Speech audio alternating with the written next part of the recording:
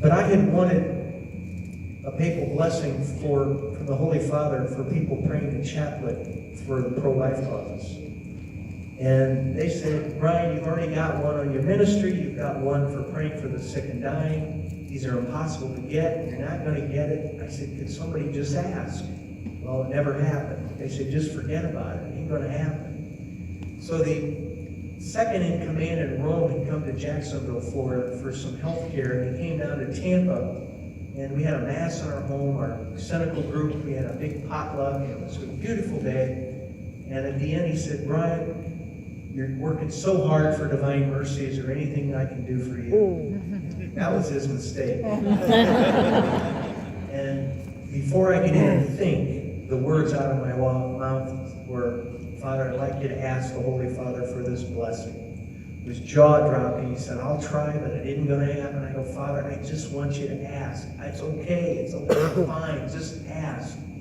So a week or so later, I'm eating dinner, and I get a call on my cell phone. It's Father Vicar General from the Order from Rome, and he says, I'm seeing Pope John Paul tomorrow, and I'm going to ask him. But I've asked around, and we had written that Father Seraphim actually wrote the blessing, I think, and it ain't going to happen. So I said, that's fine, just ask. So he calls me the next morning, and he said, I showed it to the Holy Father, and he loved it, and he signed it on the spot. That was 2003. And the amazing thing of that papal blessing was that because of the Holy Father's bad Parkinson's, that his signature smeared.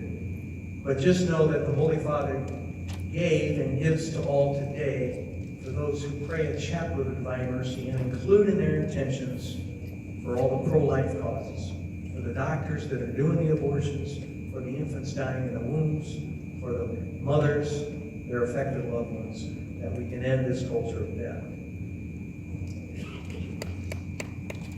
One last little thing. In 2006, my wife came to me and said, I think I'm pregnant.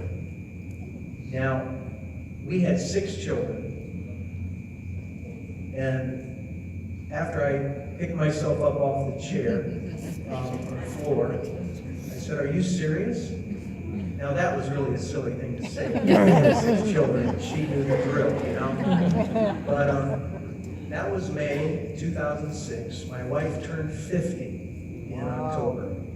And in December 22nd, little Claire Therese was born.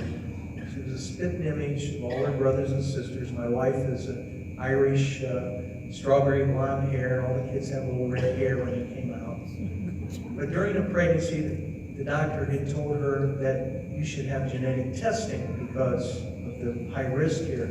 And I said, go ahead and get it. We're not going to have an abortion, but I'd like to prepare myself mentally if there's a significant problem. So she called me one day sobbing and said the doctor said the labs are terrible, we need to come in and talk, meaning I want you to have an abortion. So I said, well, fax me the results. I looked at the results. My wife did not have normal blood work for a 50-year-old. She had normal blood work for a 20-year-old. And the blood work was totally normal.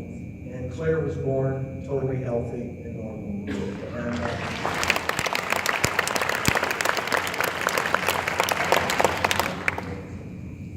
I have to say, though, Claire is so close to my wife. It's incredible. Of all the kids, she and my wife are just like this. But kids come up to her and say, oh, what a beautiful grandfather you have. And I'll tell you, there's nothing against my blood pressure.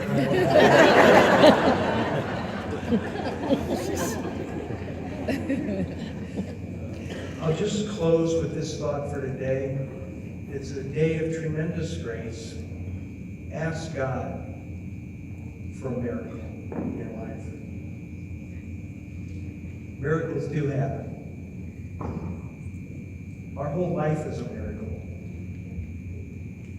In Rwanda, one of the visionaries, the people were clamoring, thousands were there, clamoring for Jesus and Mary to show us a miracle, show us a miracle.